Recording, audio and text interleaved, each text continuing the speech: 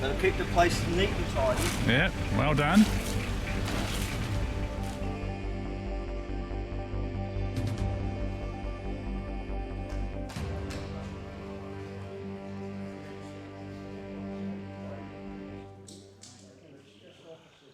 So first of all, I'd like to welcome everybody here. So for those of you who have already seen my reports in the magazine, which has gone out to everybody already electronically this month. So obviously we're getting well into the new year now, and obviously because of the COVID situation, especially last month, and the low booked in attendances, we decided to defer the meeting to or transfer it over to a Zoom meeting, which we did, and that went pretty well. And we're here tonight, just with a few technical difficulties, but maybe we'll get them cleaned up in due course. One of the things I want to mention is we've got roughly 60 people joining us tonight externally, which is an overwhelming greater number than what we've got here, which is roughly about 40 people. So the attendance overall is roughly what we would normally get at a meeting, but there's a very high percentage of people that are watching us remotely, in fact, greater than what we have here. The hybrid arrangement of meetings is still very new and open to technical issues, as we have here. It has been relatively seamless up till now, but anyway, we'll keep going. Obviously, the committee's aim is to try to have meetings face-to-face wherever possible, and some consideration has been given to the type of room. There was quite a number of people that commented that upstairs room, the panorama room, was actually probably better suited for us rather than down here. So what we're trying to do is to get the meeting transferred up there. Now, obviously, we don't know, we're just checking on availability, because obviously we make our bookings a fair way in advance, and probably other groups do as well. So we're just seeing what we can do to get on top of that. Again, just a reminder to everybody about the Lifeblood Challenge that's being run by 4x4 or 4-wheel drive Victoria. Please, if you're doing a blood donation, can you mention you're on that group? And if you need information on that, just give 4-wheel drive Vic a call and they'll be able to help you out.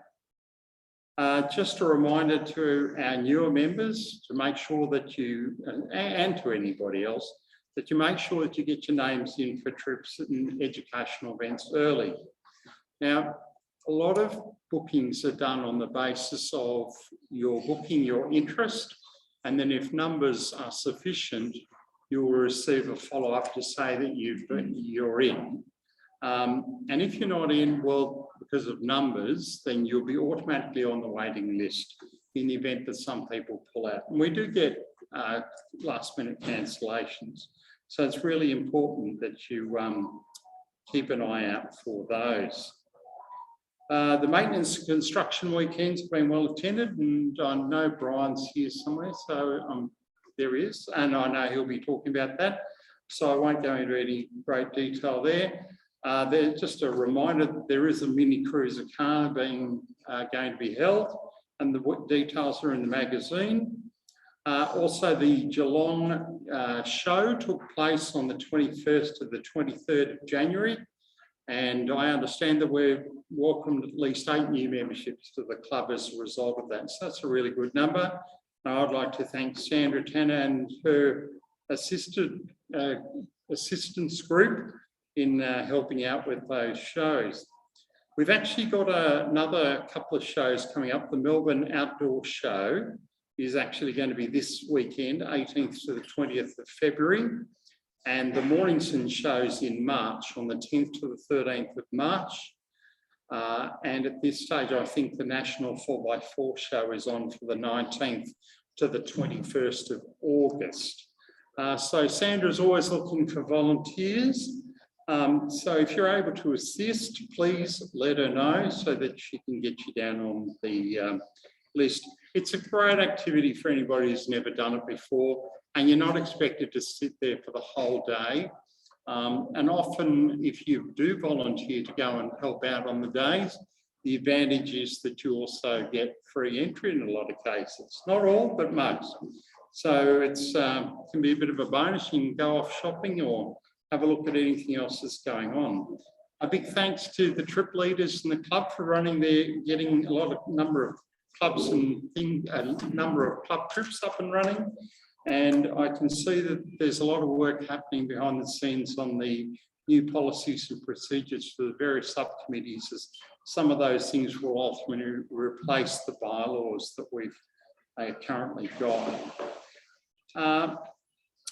One of the things I've started to notice, I don't know whether any of you have, is the number of 300 series that are starting to appear out on the roads. So that's obviously a good sign, although I believe if you want to put your name down for one now, there's no delivery dates being advised. So good luck if you're on the list. Obviously, the worldwide chip shortage is having a tremendous effect, and something like 4 million vehicles as a minimum will not be produced this year simply because of that. And obviously Toyota will be affected by that. Recently, I was listening to 3RW on my way out and about, and the discussion or topic came up of learner drivers and should they have first aid training before they get out on the road.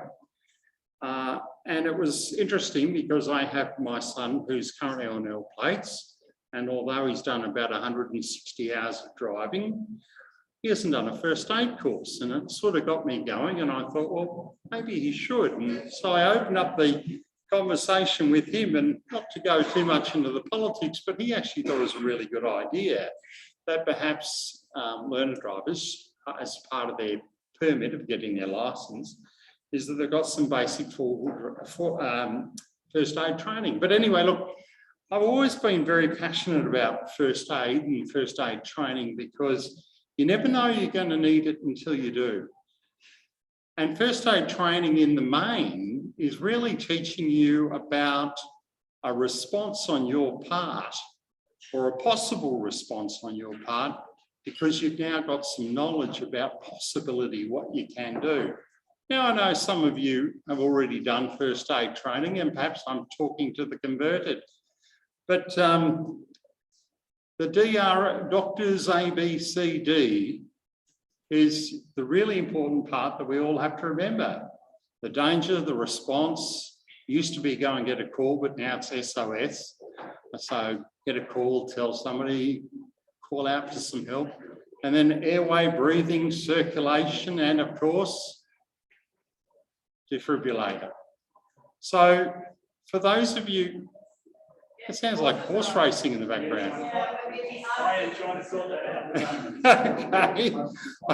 Sorry, I thought it was my head, and I was thinking, well, I don't listen to horse racing much. Anyway, so on that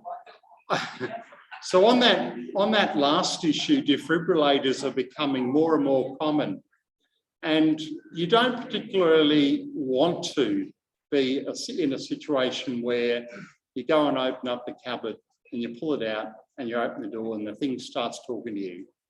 I mean, wouldn't it be better if you just know the very basics of what's going to be there and what you're going to confront? If the time comes, you've got to use it. And I mean, these things are amazing, you know, they talk to you and all the rest of that's fabulous, but sometimes it's the knowledge that we can all gain in advance, familiarity, etc. And I can't tell you, it seems that every time I do a first aid course, within a week, within a month, I have a situation where my skills are called upon. And I'll never forget, about 8-9 years ago, my son fell on the front doorstep going up and his arm went through the plate glass window of the front door. We had blood everywhere. He'd severed his main artery in his arm. So we were talking a pretty serious situation, and Well, I didn't get any speeding tickets on the way to the hospital, but let me say I was a little bit jittery, so much so I could drive a car, but I could not dial the phone. So it was amazing, just the bang, we've got to get some compression here, we've got to do this, and we've got to get this, and just how the steps fall into place automatically. So what's the message? For any and all of you, you should be making sure that you've got some first aid training, that your children have got first aid training, that your grandchildren have got first aid training. And I make no apologies for my passion in this, but your life, somebody else's life one day could be in your hands. And your life could be in the hands of somebody else that perhaps you've asked tomorrow as a result of my prompt. So my call to action for all of you is, if you haven't done your first aid training, start getting out there, get into it. And James has run some fantastic club courses through the club that Liz can let you know when the next one is on. And I'd love to get James back to just perhaps do another little general talk about a few things. So anyway, that's enough on that. I haven't really got much else to talk about other than obviously the state of flux continues in relation to meetings and how we do them and so on and so forth.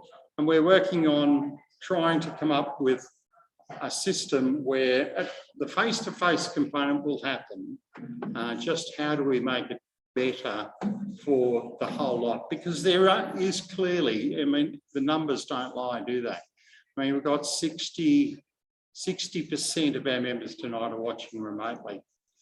So yes, let's do it audio. All right, so that's enough. Up next is the video.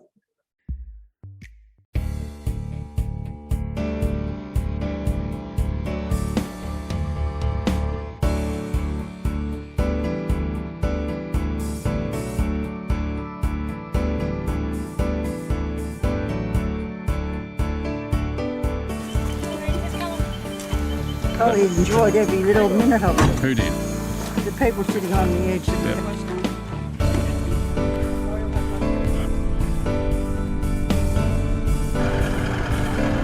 Search what? Number one. His blockers and Oh yeah, yep. all that sort of stuff.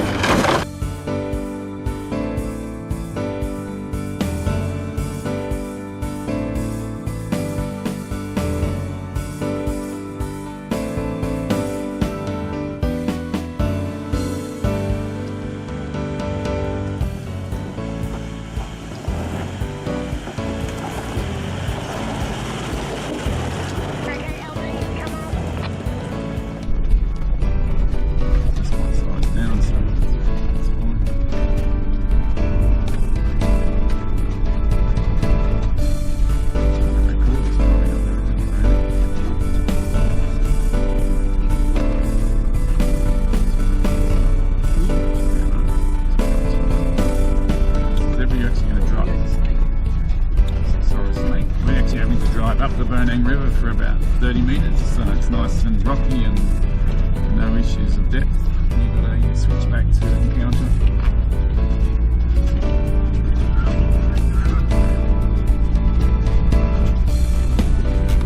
Make sure when you do the switchback you call each other up, we'll pull you up, Ralph, it's quite steep.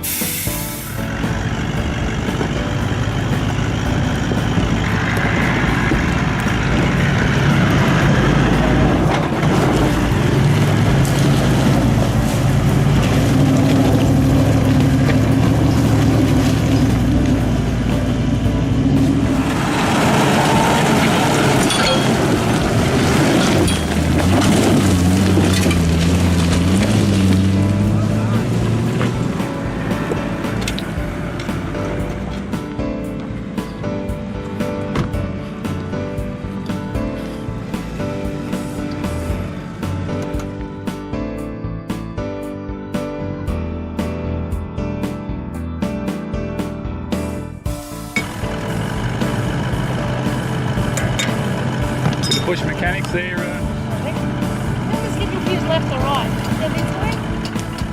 Told them like that.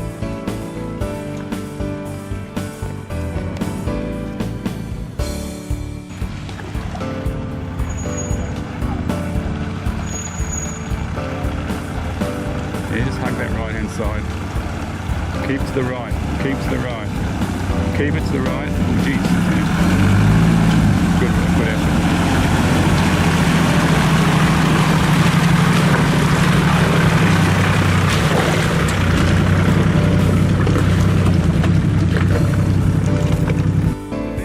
You'll slip a bit, that's fine.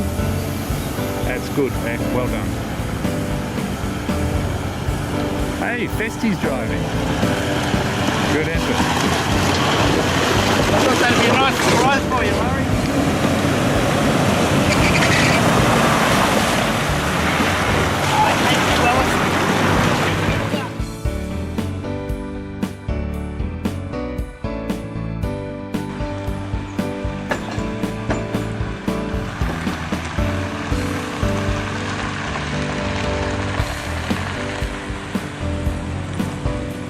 Mr. Parks Victoria will give you a wave on the way through.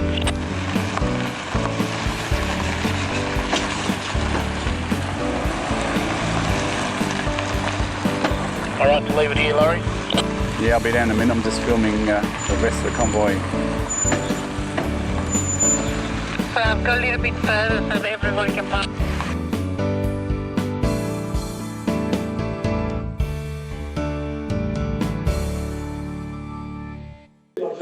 Okay, thank you. And look, I have to apologise. The video was from January 2018. It was the Tingaringi trailer trip, and Heidi Muckleback and Laurie Miles ran that trip. So thank you to them, and thanks to those people who are doing something behind the scenes to make it happen. Why are you laughing at me? Well, I'll tell you what, after this meeting, you remind me again, because she did give me lessons and I've already forgotten it. Okay. My apologies. All right, so I'm going to do a driver training report now. So I'm just going to get Chris Treble on the phone. And can somebody get Viv Gardner on standby? Or? Oh. Yep. Okay, so I've got you on speaker. Chris, over to you. Yes. Okay, obviously. Good evening, everyone. We had a good week. Chart here with January. We had 16 members go through. Can you hear me okay? Yes. Give me the thumbs up. So this is some of the new members that turned up. I don't think they're there, and I'll just call it new members. But we had Brett and Cheryl Andrew, we had Peter and Robin Jost, Peter Higgins, Richard Marley, Ross Crumpen, Dean Watkins, Tristan Scutt, Catherine Deaver, and Paul Norris. And we had 4 members from Geelong, Barbara Murphy, Jack Blackwell, Cassandra Murphy, Malcolm Murphy, and Mike Benjamin. So we had a great weekend. Everyone thoroughly enjoyed this turnout, and all we were happy. And I'm sorry, it was a warm weekend. It was quite warm. Property was good. Everything went fine. Maintenance construction did a great job. So we're not sure that it's quite good. We've got a smaller group coming up every probably about 12 at this stage. A couple of pulled out, can't make it. But anyway, it's still all ships as normal. What we did do for the month of February, we've actually resumed our theory training back at Melbourne. So we had our first night, a little bit of the normal heritage room that we used was unavailable. So we had to use the big room we were in tonight, and it was very echoey and noisy. I think what is what I've heard tonight, so it's probably not conducive. So the small rooms benefit to looking at theory, but the intention is that we're going to continue to run the theory sessions at Mulgrave, and if we can, we're going to also run it in unison with what we're trying to do with the meetings and that tonight, which has worked quite well so far, except for the ones to pick up. But it's technology, and it'll work out. But it's to offer. It's not only for participants that have to come from large distance, but it's also some of our instructors that are remotely not the company, but just some from Mulgrave Country Club. So anyway, it's all full steam ahead, and as Alan said, we'll do it next time. Thanks, Ian. All right, thanks. Thank you very much, Chris. Any questions for Chris? No? All right, so we'll move on now to these mills. Right, good evening, everybody. Welcome to our new members. Bear with us. Technology is a wonderful thing, but we're pretty organised normally. I'm Liz Mills. I run education, so welcome. Right, firstly, first aid course that we just ran up at the club property was a huge success. They had a wonderful time. Best place for them to do scenarios in the bush. So I think everybody had a great time, and I'm hoping James will run it up there again. So it was great. And I'd like to say thank you to Gabby and Grace, who closed up for John and I, because we had to leave early to go to my son-in-law's 50th. And probably I would much prefer to have been up there at the Ark, but that's another story. So anyway, there'll be another first aid course, hopefully up at Yark next year, unless we get lots of people wanting to do a first case course before that, then maybe we can organise another one. Right, the next course on is the photography course, 4th, 5th and 6th of March, which is fully booked now. They only take 8 people. So that's one when it comes up again. Get onto it quick if you want to really learn about cameras, and because they're an excellent couple who do a fantastic job. They're really passionate about their photography and work on you like one-on-one. Radio communications on the 7th, 8th of May. Again, you need to be quick. It is full already. So that course apparently aims to demystify radio communications. So watch out for another one another time. Right, we have other courses coming up. In June, we have fine art printing workshop on the 4th and 5th. Have you tried printing your photo? Too dark, too light, washed out, cropped incorrectly? You'll be shown how to prepare for a fine art print, sizing and paper quality, etc., and much more. This will be actually quite a good follow-up from the photography course. Doesn't actually go into photography as such, but leads on from that and what you can do with your photos. Then there will be in July 16th and 17th, we have a CV repair course. What is a CV joint? Why do they break? How to look after and install a CV joint. CV joints explained, everything you will need to know. So that will be advertised very shortly. I'll be getting a couple of adverts on soon. So I think there's only about 10 people that can go on that. So get on to that one. August 6th and 7th, we have another 4-wheel drive maintenance course, which our lovely friend there, Bill, will be doing that one again. He had a big waiting list last time. So if you want to get onto that one, have a wait for a fun, interesting weekend. Now in September, we have another tyre repair course, 3rd and 4th. David and Duncan will be running that one again, and that's always a popular course as well. So get on to that one. All these will be advertised in the magazine very shortly. At the moment, I'm trying to organise another chainsaw course at the end of the year. So I'm working on that one. And I'm working on a few other different types of courses as well. All courses will be double vaccinated, and I think before too long, preferably triple vaccinated. So thank you, everybody, and thank you all to all the members that have come up to the courses, and the lovely feedback I get some of the feedback from the first aid course was wonderful. So I'll see you next month. All right, I'm slowly working through here.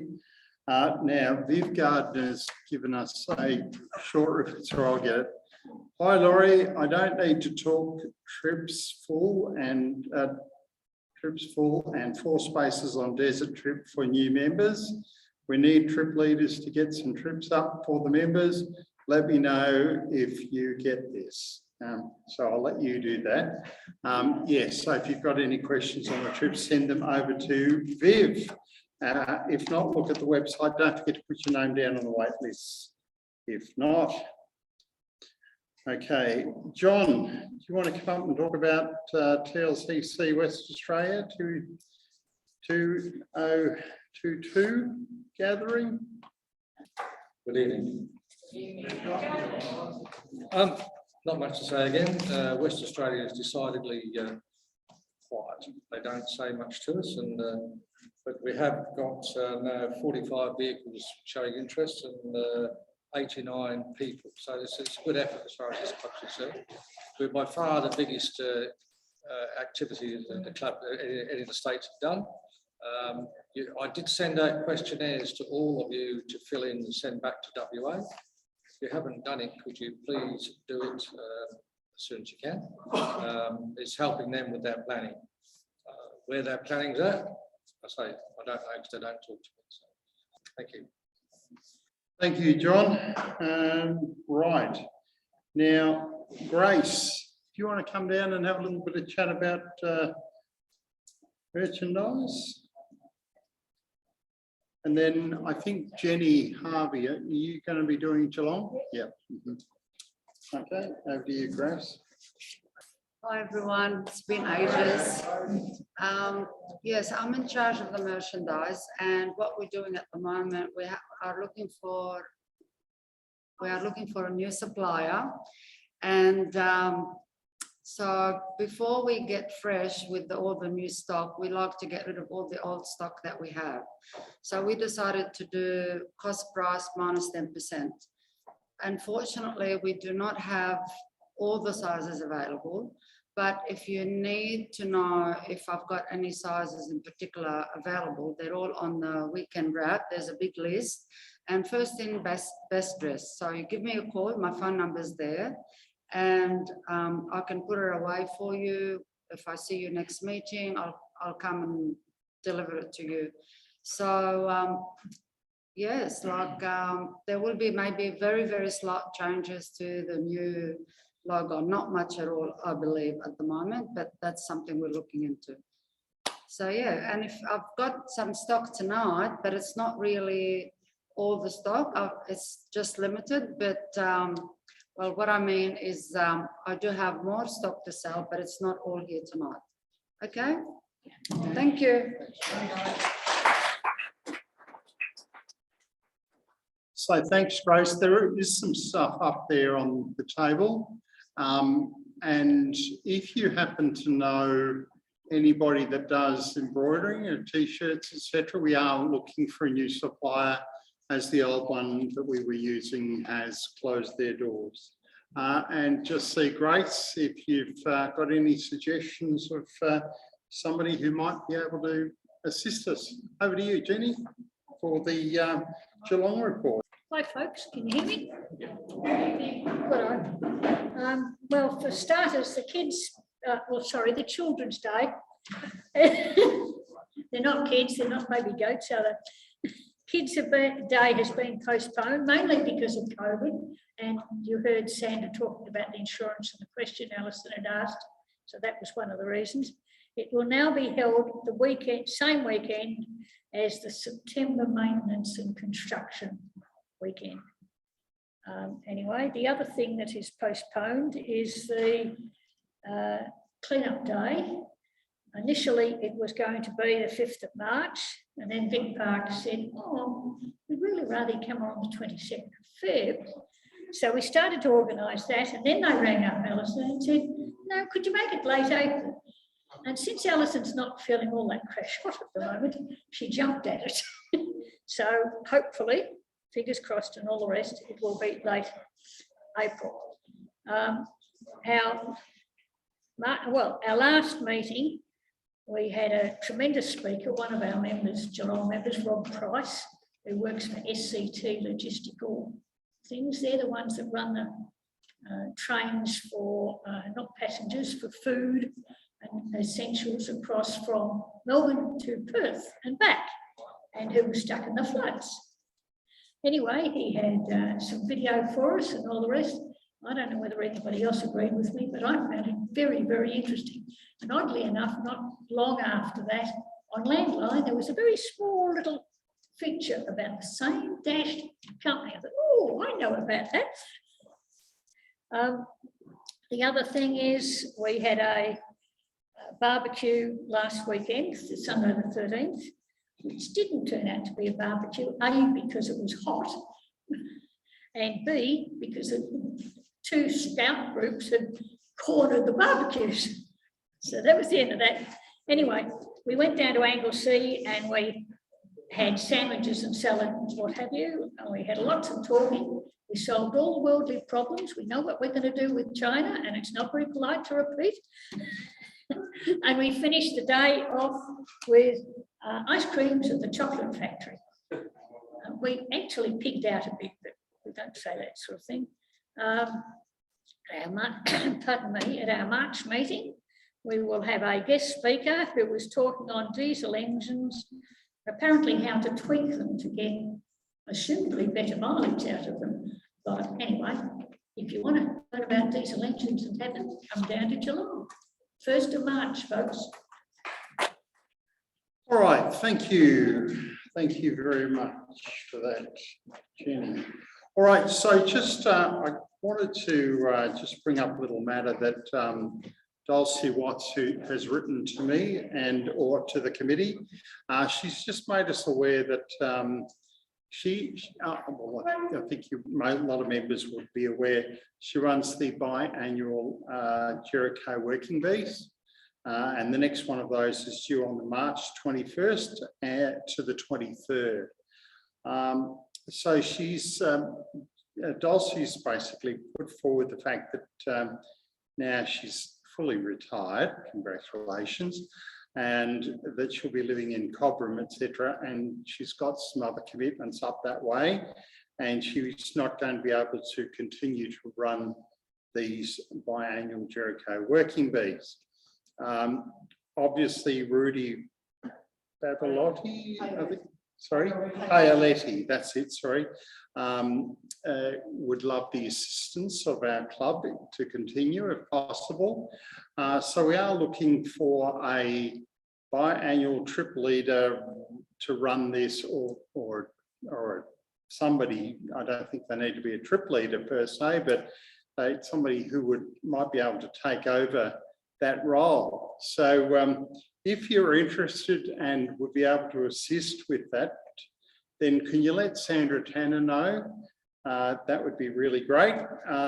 Now, she will be at the Working Bee on the 21st to the 23rd of March, but obviously we're going to be needing somebody to take over from then. So if you've got any suggestions, or if you're willing to put your hand up to assist in that, that would be fabulous. Anyway, if you can help out there, that'd be wonderful. Please let Sandra know ASAP. Brian, you're up next for the maintenance construction weekends and Yark.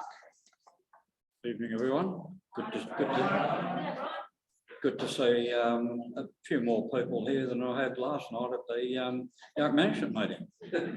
And most of those guys are here tonight too. So pretty busy. Our last weekend was pretty good. Had quite a few, and Michael's put some photos up on Facebook, and I think some for the magazine as well. Yep, and I did a report for the magazine and tried to run through a few of those jobs that get done. And some of the team have been going up there at other times as well. There's been a group that have been working on the electrical side of things. Traco's sort of been looking after that, along with a few of the other electrically minded people. Baz has been part of that team as well. And they just keep plodding along. This is the upgrading of the solar solar system, the wiring, and all of that sort of stuff. It's quite a big job, and they're putting in a lot of time on that. This weekend coming up, we've got our maintenance weekend again, continuing on with all the bits and pieces that we normally do. As Jenny said, the kids' day has been cancelled. Not postponed, yes, sorry, yes, yep, yeah. But I didn't see anywhere in the system that it had been postponed. It was still being advertised as a trip. Anyway, also in this month's magazine, there's an article on the tree planting that was done in 1991, which involved a lot of the trees, sort of Latimers and right down the bottom. It's a very interesting article. It was in the Track Watch way back then, and it was done by Bernice Manley, who's passed away last year, but she was very much involved in that, and that was also a project that Joy Thomas was involved in. It's well worth a read, and because there were a lot of trees planted, there were grants applied for, and all sorts of things. It's a good article, that one. So anyway, we'll see you this coming weekend. Okay, thank you. We're just going to get Sandra on the phone, and she's going to talk about special events. The social event that Angela DeLallo has arranged is fully booked, although I understand she was going to book an additional table of 4. So I'm not sure whether there's flow on from that or not. Sandra, can you add in? Hang on. Okay. Over to you, Sandra. I'll try not to be too long. I'd like to record a very, very special thank you to the following members: Kelvin Connors, Jane Harvey, Bradley Meacham, David Holmesbury, Rebecca Schlossberger, and Smoko Pruitt, Rob and Ursula Shepherd, Warren Squid, Alison Williams, John Price, Tony and Barbara Bryant, and Greg Fleet. Can everybody hear me? Yep. Okay. They did an absolutely wonderful job at the Geelong show. And as Ian said earlier, we signed up 8 new members, and I'm hoping that a couple more signed up when they got home. The heat was absolutely unbelievable, but they did a wonderful job. Brad had his vehicle there every day. He brought it to Poppers Crossing, and there was a lot of interest in his vehicle.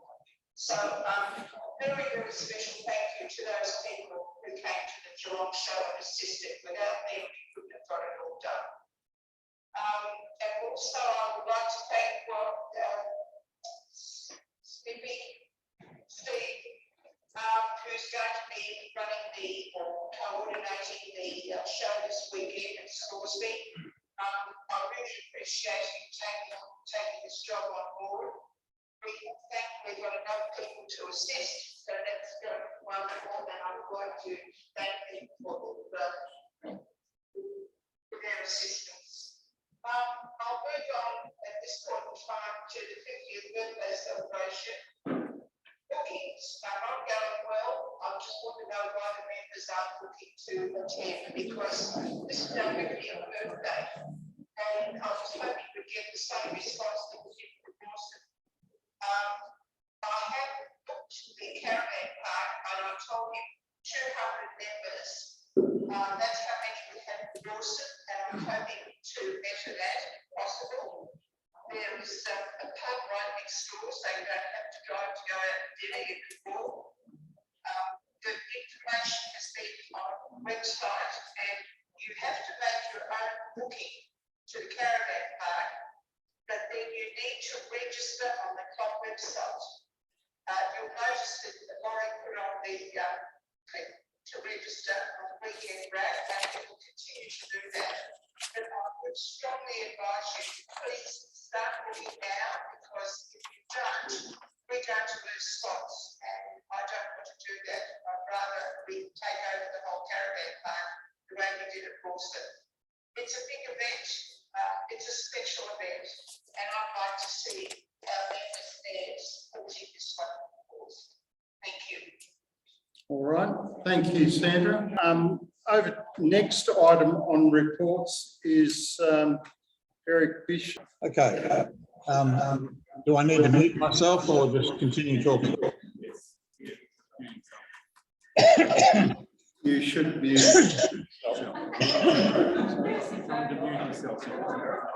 Sorry, if you could just keep it down because I can't. Mute himself on Zoom. Yeah, mute yourself on Zoom. Thank you. Over to you, Eric. MPB, John Mills has purchased the first aid bed, which he's taking up the next opportunity, I think it's next weekend.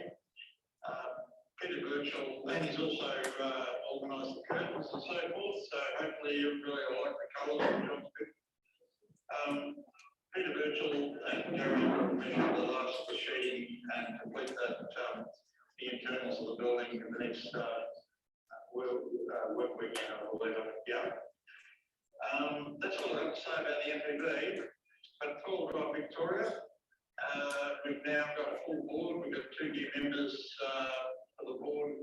Both of them are CPA qualified accountants. One's taken the role of secretary and the other's taken the role of treasurer.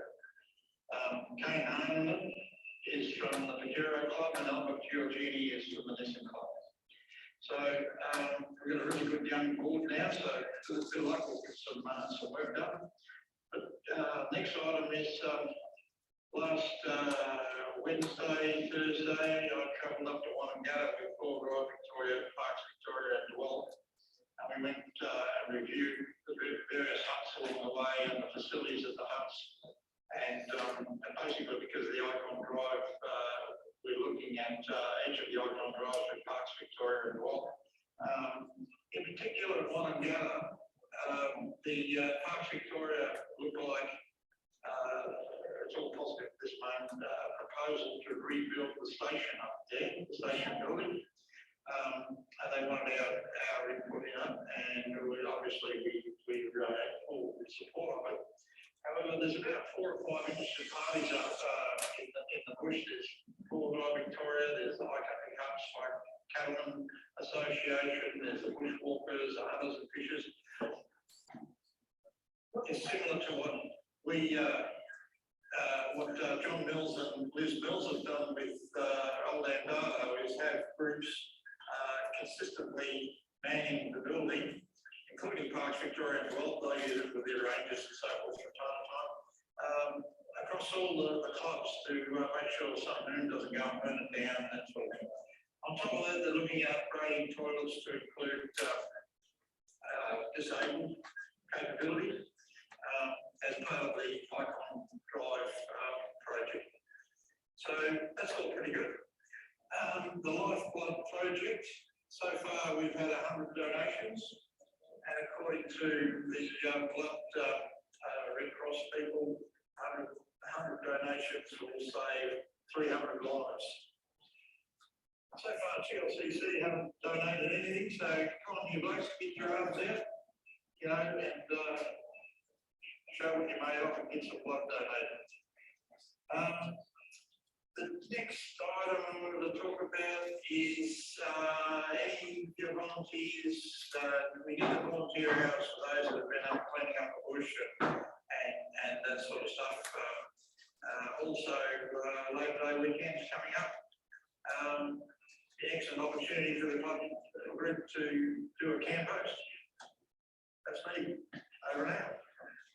Thank you for your attendance. Thanks very much, Eric.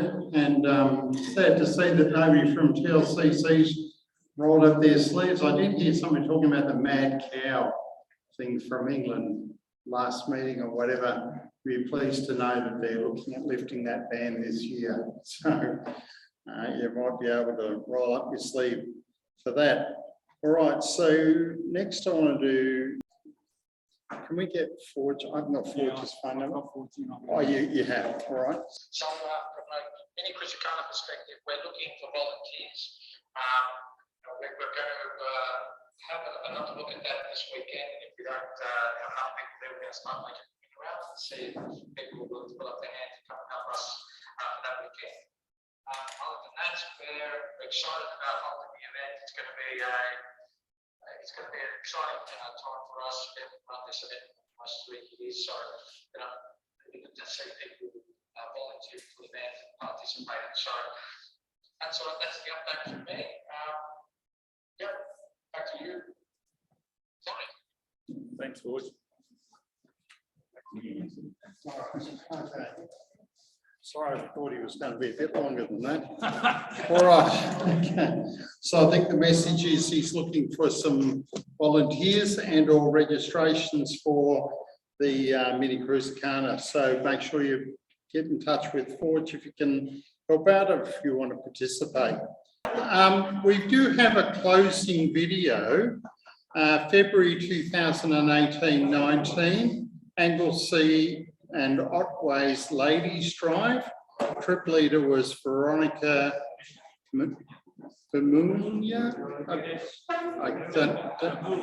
Vermeulen. Okay, thank you.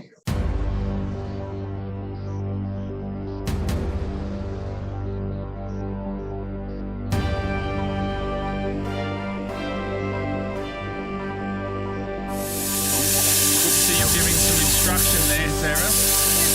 Super nice, well done.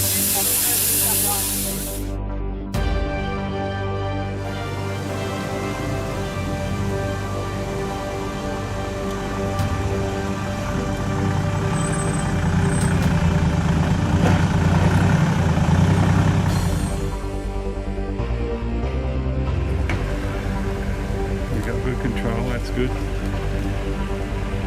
No, he's fine.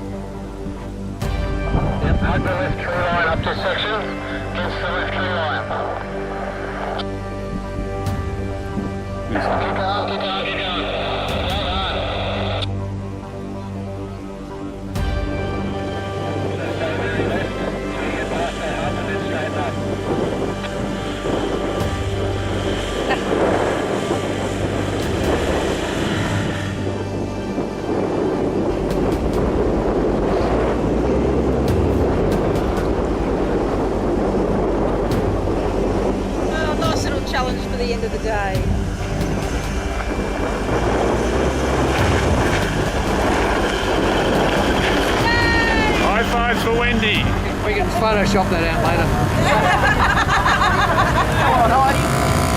Everybody. Count of 3. Ladies drive downhill. Yay! They all jump like a Toyota ad. 1, 2, 3.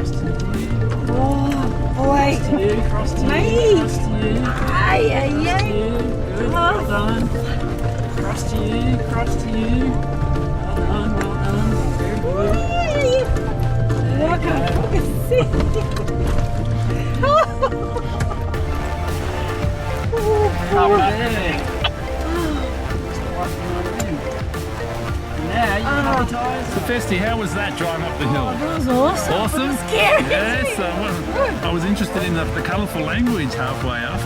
Oh, lady. All right. Oh, shit. Oh, wow. I'm getting me drink. Come on, how'd it go, girls? How did the big day go? Come on, you won the premiership. Where's my cousin now? Sorry, I thought there were 2 videos, but I just realised we'd actually seen the 2. All right, so thank you all. I told you about the next meeting. Welcome all for those people who came tonight and Mark, perhaps see me just after the meeting. Got some info for you. Thank you. We'll see you again next month. Cheers. Bye now.